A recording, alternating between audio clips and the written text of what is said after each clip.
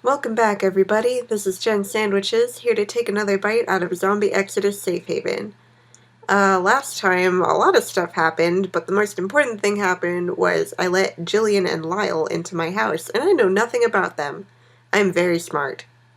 So, now it's 6:30 p.m., I have two strangers in my house. What am I gonna do? I think... Oh, yeah, his leg is all, bleeding and crap. Let's fix that for him. I can be nice sometimes.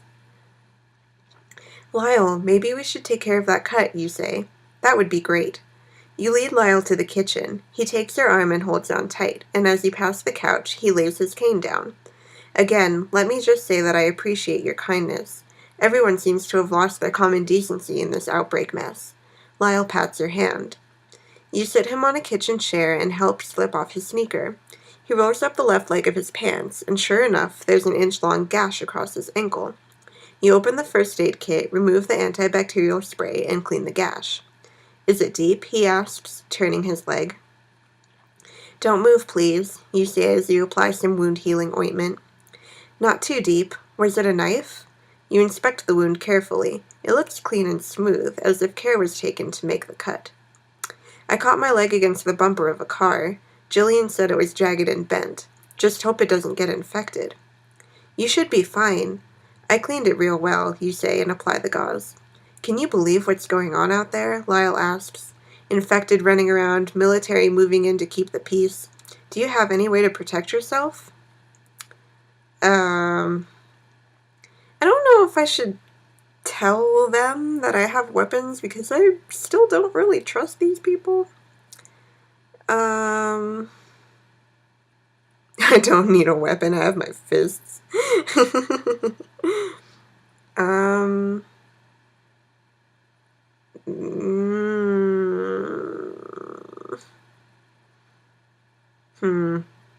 guess, I don't know. You don't want Lyle to know such information, so you lie. I love how the game knows that that's why I picked that. Ugh. Okay. Well, I suggest you find one, a knife, a baseball bat, anything. Be ready to defend yourself if need be. We never had a chance to arm ourselves. Of course, I can't aim too well, and Jillian's afraid of guns. Hopefully we'll be safe out on the streets. Lyle finishes cleaning the wound and wraps the clean cloth around his leg. Good as new. Thanks, Derek, Lyle says and stands. You lead him back into the living room, and he sits on the couch. With everyone back in the living room again, you sit in your favorite chair for a moment's rest. You check the time, 6:45. Let me see something really quick. Oh yeah, and what did lying to them do? Not much. Okay, are they on my relationships thing? They are. Okay. Well, Lyle is, but not Jillian. And who's Kelly? Did I meet someone named Kelly? Do you guys remember? I don't think I met anybody named Kelly.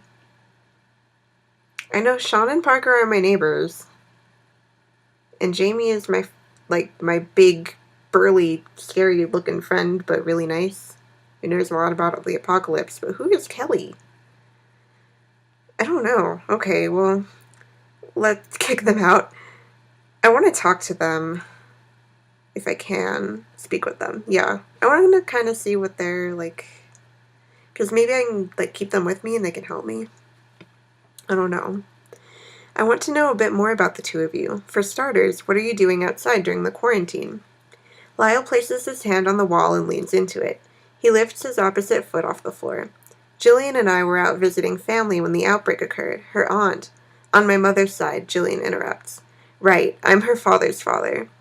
Oh, okay. Well, her aunt has a house not too far from here, out on Dark Tree Lane. She was supposed to be home all day, but when we pulled up to the house, the lights were off and no one answered the door. We waited quite a while, but I had to go to the bathroom, so we tried to go in the house, but my aunt doesn't have a spare key under the mat or anywhere. Jillian moves her hands as she speaks. Of course, our car wouldn't start when we returned, so we were stuck. We knocked on doors, but no one's as kind as you. Anyway, what's your story? Jillian mentioned a uniform. What branch of the military? Army. I'm an infantry soldier.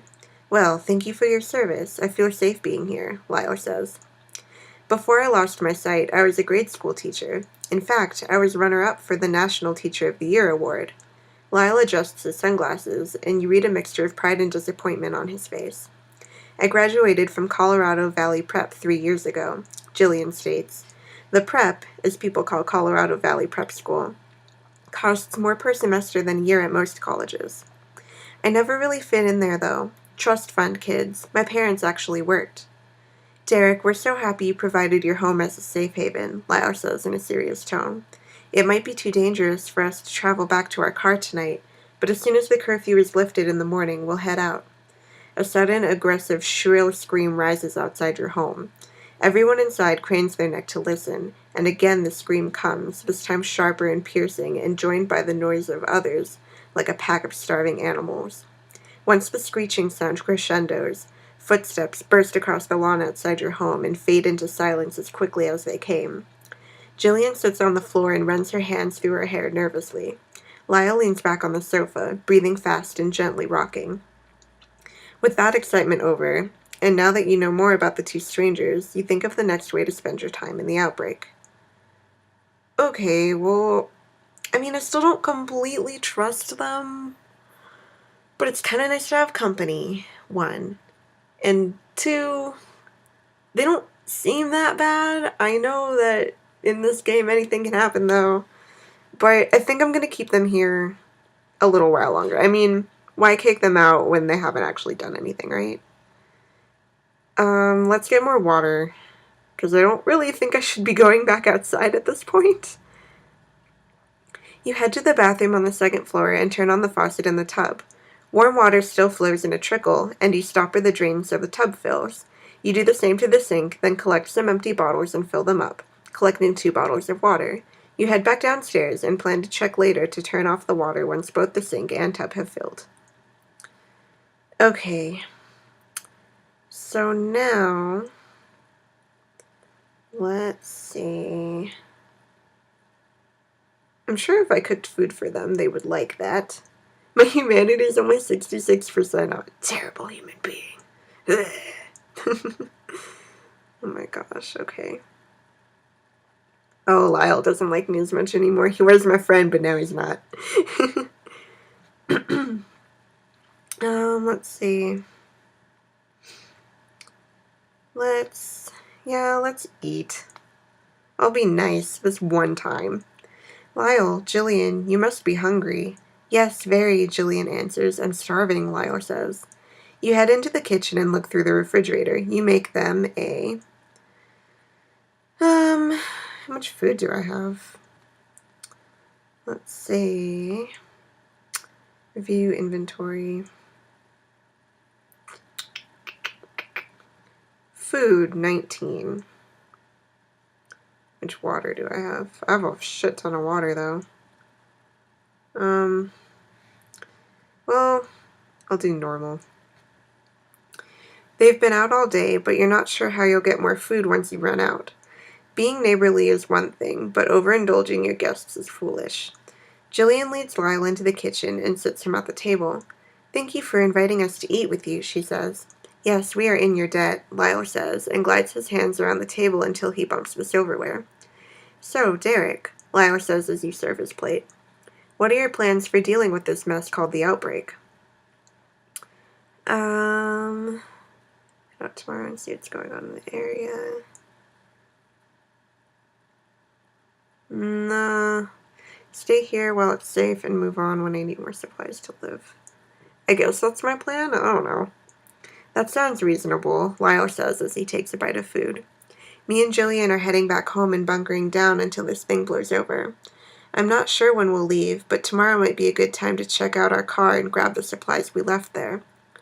You chat mostly with Lyle throughout dinner, though he keeps the conversation light and provides ambiguous answers. Okay. After the meal, the two guests thank you for your generosity, and Jillian helps you clean up. You check the time, 8:15.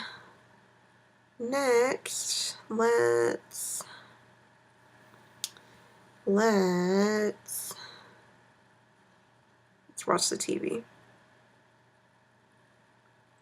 You turn on the television to America Tonight with Kramer DeLong, a nightly national news program. Instead of DeLong reporting, his chief correspondent Herschel Fields appears on screen.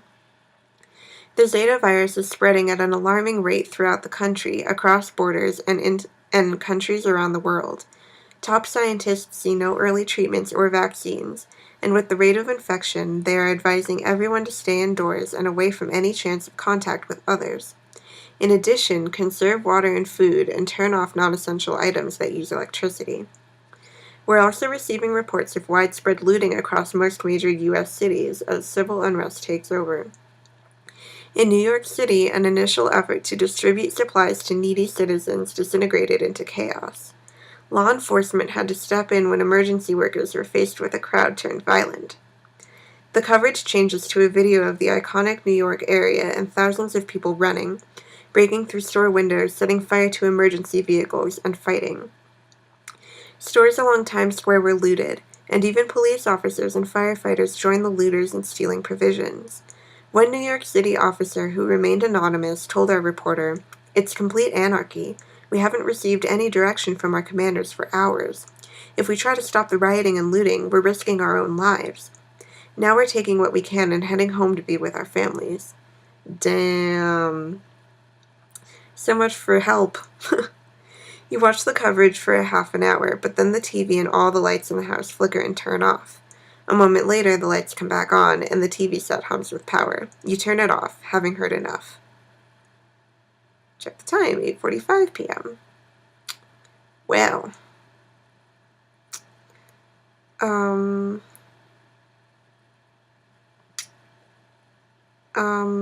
I guess maybe I should just call it a day and make it the next day. Because I want to, move forward and do things, but I don't want to do it at night. Let's just rest for the evening, I guess. What does check my gear mean? Let's see what that does. Walk over to the pile. Oh, I see. Armor none. Oh, okay. I guess that's what that means. You check the time, 9 p.m. You head to the bathroom. When you return to the living room, Lyle lies sleeping on the easy chair, mouth open and a line of drool on his chin. Jillian stands over your pile of supplies, looking through your backpack. Intimidator. I'm just gonna ask her why she's looking. Jillian, did you need something in my bag? What? She says, surprised. Oh, because I was... No, I just wanted to see if you had a lighter. Sorry, I hope you don't mind me looking. The idea of her rummaging through your belongings angers you. Why do I have to have anger issues? Yes, I mind. That's my stuff. I let you in my house and don't expect you to go through my things. You're right. I didn't want to bug you, but okay. Jillian's face turns red, and she looks away. Jillian's story is reasonable, and you want to believe her. For now, you drop the subject. Okay. Well, yeah, I'm just gonna rest for the evening, I guess. You offer Lyle and Jillian each a spare bedroom and ask them to stay inside their rooms until morning. You check the kitchen door to make sure it's secure and do the same to the front door. Once everything appears to be in order, you head to the staircase. When you reach the second floor, you peer through a tiny window looking over the side of your home. A figure runs across the street, its torso twisted and hunched, one leg broken and dragging, but it moves with great speed and disappears into the shadow of a grove of trees. You turn from the window and walk to your bedroom. You sit on the edge of your bed and fling the door shut with your foot. There's a chill in your room, but you undress and slip under the covers, feeling the warmth and comfort of the bed. Sleep takes you quickly and plunges you into dark and twisted dreams you won't remember in the morning. Ugh. Once again, you've gained the potential to heighten your skills. I have 12 points. Okay. Let's up cooking. Because I'm running out of food and I need to be better at cooking. Cooking. Okay.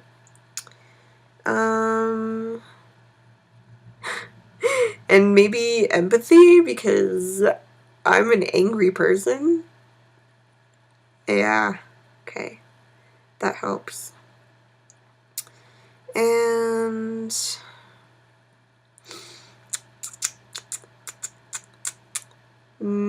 medicine would probably be good too. Okay. Now how many points do I have? 6. I'm gonna save the rest. Okay. Yeah, I know. I'm fine with this. Oh, Chapter 3. You awake with a start, eyes wide and sucking in a deep breath. Sweat coats your skin, and though you remember no nightmares, something feels off and unsettling. As you notice the blinking face of the small alarm clock on your dresser, you realize the electricity must have gone out overnight. Luckily, the solar panels on your roof supplied enough backup energy to power your home. Rising from bed, you feel rested, though your alarm system woke you a few times last night. Thankfully, nothing broke in. Still, a few more hours of sleep wouldn't hurt. You walk towards the bathroom. As you move through the hallway, you see the guest bedroom door is still closed. You're instantly reminded of life's simple pleasures that you took for granted. The bathroom light goes on. At this point, conserving water is a necessity, and when you turn on the faucet, liquid dribbles out without the normal pressure. Flushing the toilet ends with a nearly empty bowl that doesn't fill. This is the way it will be now. Since you filled the sink up yesterday to save water, you take out a cup for your morning hygiene. At least with soap, you're able to clean up, wash off the dirt, and feel refreshed. You dress in comfortable clothes and leave your room. You walk down the hall towards the bedroom where Lyle slept last night. The room is empty, so you hurry to the bedroom at the end of the hall where Jillian slept last night. You knock on the door, and when no one answers, you open the door and find no one inside. The bedsheets lie tangled on the bed. Their bags and gear are gone, and no trace of them has been left behind. A quick check of the house shows no damage and no break-ins, though deep tracks are dug into your front lawn, and blood is spattered across the trunk of the closest spruce tree. As you review your house, you notice your pile of gear looks smaller. Fuck those assholes.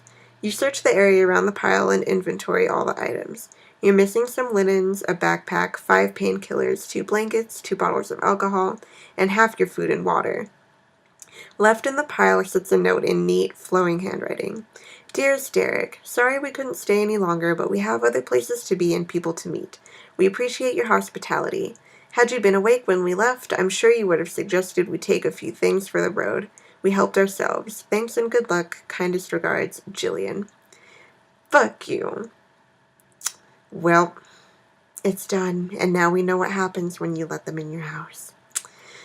You pull away from the pile and slam your hand against the wall, and when that doesn't help quell the anger, you lift a chair and toss it across the room. I'm so fucking mad!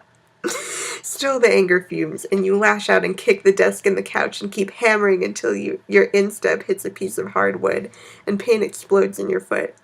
You move back from the couch and catch your breath. You walk into the kitchen and see the blinking 12 o'clock on the microwave clock, which confirms the power outage last night. As you open the refrigerator, the cold air has you silently thanking your solar panels. The stove still works, and water trickles from the faucet. At least you can still cook, so you plan out breakfast. Well, guess I'm probably gonna make a simple fucking breakfast because they stole all my shit. Thanks a lot, assholes. Thanks a lot. Okay, let's see what I have. Yeah, well, they didn't take my candy, so that's good. God. Where's food? I only have 6 food. I had a lot more food than that. Wow. Wow. Wow. Wow. Skip breakfast. We're skipping breakfast. Despite your hunger, you have to conserve food in the event that civilization has truly broken down and finding resources becomes challenging. You pour a glass of orange juice for breakfast. With breakfast over, you walk into the living room and plan your day. That fucking sucks! Okay.